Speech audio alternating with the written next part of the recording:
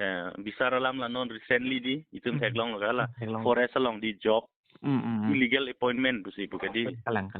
illegal appointment donde alang litum si kidam tang council kang itum mati kalang pada kidam tang alang litum anta illegal lang selo kupusi job kipile komanda kontraktor le job kipi un lang mati di kalang Karbi Anglong termas council authority dem si job kipile amut pialang bangke 2021 aninkan nahala isia ek papas dar lamadi di third grade and fourth grade kelha dispur men nangi pahadi la so ek bang non ke implement ji lo kala tum bang hala hai sakuri ki thanthi da jog je dar la chol kala penang an arata tumbang ke chethan sai ajat lo he la chulom hola em mp atum de cm atum la Delhi rong sopiar long Indian Prime Minister Phan hemprek pathak memorandum lo pajardam ke non rata tumbang ke memorandum lo bangke nampak langkle nang lipisi pu igisa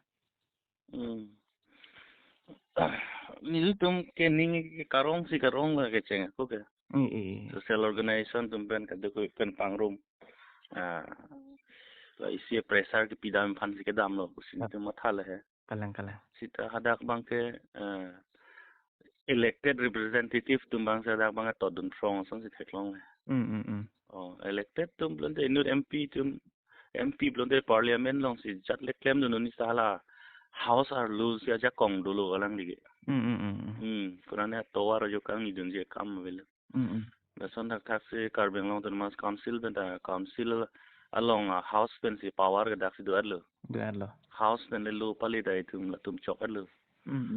sita nang tum la haida claim thek thede la son lo la ben memorandum ke thek lang tum submit melo mene sita ajar le pusita alang li tum bang a hokte akam ke claim kali delo exercise delo power bang la pen aku benang anarat tum chethan je aprang la MOS mati MOU la so kachet tok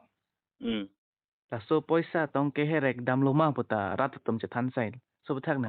rat tum la bang chethan sai nang kok lo athema council long tangka wi pin ke kalang bill ke long le long muni tum ning kan ke thompli ke chong hong tum sang sil rong no la pen la ajak mina na scheme la tum non son central scheme bang ke lage amen do le ko pile JJM puno kapre IY puno lai ke amen do le la amen ka via scheme non la tum ki pita phadi unnecessary kim la non son ring ta alang vi ring la pen kapre la son claim thap do mati rong kera hem pu mat ating bang e plang vet dip chot la son ha la son ke claim atang kala tum ka chi pi un e non mai jin phat la si la hai phan ta hai MOS long atang ka sabo ke regi tuar dolang la sotong che klang dam la pu chalo ne exactly ke chini ne hai sita ang thek ke rat tum ke la si paklang ka di lalo on top of that MOS long ko pima ke hino hal hai bang ka chi withdraw si ke claim tu nai kalang non bang hal hai bang ke authorize hipin MOS 1 long hala state election commission phan 6 dula long area long election nanga pa claim je ja kong cho dai det 2011 aning kan hala ke chi withdraw det nai la tala tum claim ai hedet lo non MOS 2 long tai tum thek long lo ke di clause 2.3 clause 2.9 la hai an ke chi withdraw at nai ye la hai ke la tum claim ai hedet la hala tangka mek phan se la tum ke dam tang ke khai isilam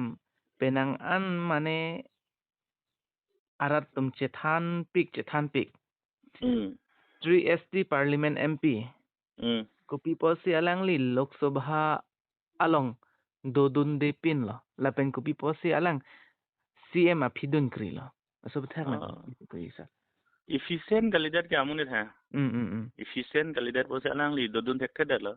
hala da house along MP tum phanda chingki dun thek thek lo kaprek north eastern ang kang lok ta 25 MP do bodi total do la ban ko ro 4 MP tum ben alang relationship mis sen la tum da alang lam ganing ji hut support dun me mati lai ta thek thek lo lalo efficient kali der bos alang li dun dang tum te lo dak mang lo dak hem si dum tum rong lo ako lang li ge MP Karja put ke lang MEC me ong gadi MEC me ong PWD in charge me ong mati nasi lo dak si dum im rong lo si tek long rong lo la la pen isi la mak hai la itum Karbi Anglong ke bang pli MLA dolo kopi posi bang ke Aphan HD minister pirong lo la ta lo la national party a BJP itu Anglong so tumhan inghon busi cepak lang klang mati di inghon busi cepak lang klang ngapuja sita ditum ke demo kritik a country demokrasi pendi si kacari mati la so teng mate kang tui nai power ke the nai ke laga political power hin lo mati kalang political power plon teng ke MLA jong pente hala minister bang sa ke the lo gadi kalang la se minister bang ke kang tui nai power ke the nai power kang tang nai power bang ke hala bang nang sis det lo la non thang powerless tum han an si patot from la sila ke national party tum tek lo kalang jong si regional party bu son de la hai lam ke bang ve der je pol apen la isi alam sar Karbi Anglong Autonomous Council long kopi posi atum kopi posi akibin long chedo bang weder lo la CM keda maling si don kri la pen halpu kichopa hai dun vek a constituency atin ahabar arat atum mangke kaching kidamnya phanda kisung apor tipipe so buthang nang lipi siningji amut pia lam bang ke non bang kalang itu elected si cekrong dat lo mati la si ke damtang 26 constituency long pan tame alang itu ki hai pami tum kali kacun nam pen kacun nam belum de hat tiket ke hang ben lo di la tum national party tum tiket ke hang ben la tum kacun nam mati di la son si minang an alam bang ke alang itu ma power ta vider lo non alang itu elected pulo aja ke nominated pulo la hai tu mangke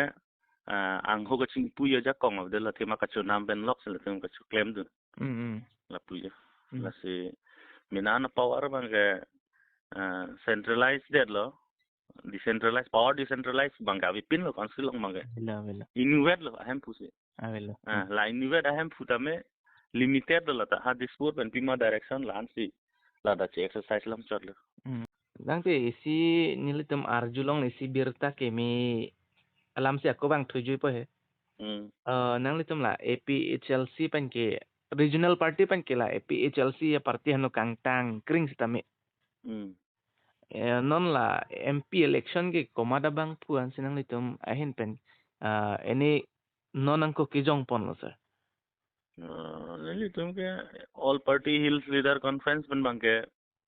MP candidate ke kaprek ke tum thega theklong le lo ile tum sar jai ka thar marsiar jap pula ke la nilitum la news tum han na arjo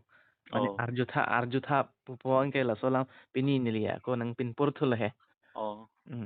kalang lo lak nil tum ke non benda jong dak lo itum ka thar sar siar jap dun po nang itum lang et tami non Karbi Anglong angkang pi di hade mahasab en tami lang tami komat a face lo itum MP Aphan karjab dun je bang itum theklong le karjab dun tang tum ta dulu ke itum dolo amen da butingai tinang le lo itum Dr. Jontorong pi sonar jab dun lo Beren Singh thi sonar jab dun lo ti hai tum ke karjab thu unji pu ke tum thau ne pin lo ke ante komasi tum han laan ka cepaduk unji bang itu lah aveda lo nasi kaduk we Karbi Anglong rat phan an tame en zil sarat an phan tame nang litum media through tame labang pachini tame je litum phan Karbi Anglong pe not kachar hills phan bangke alang karjab dun phan bangke lagi sigding lo tangte chorolo sar la malam orang cipidon po oit korang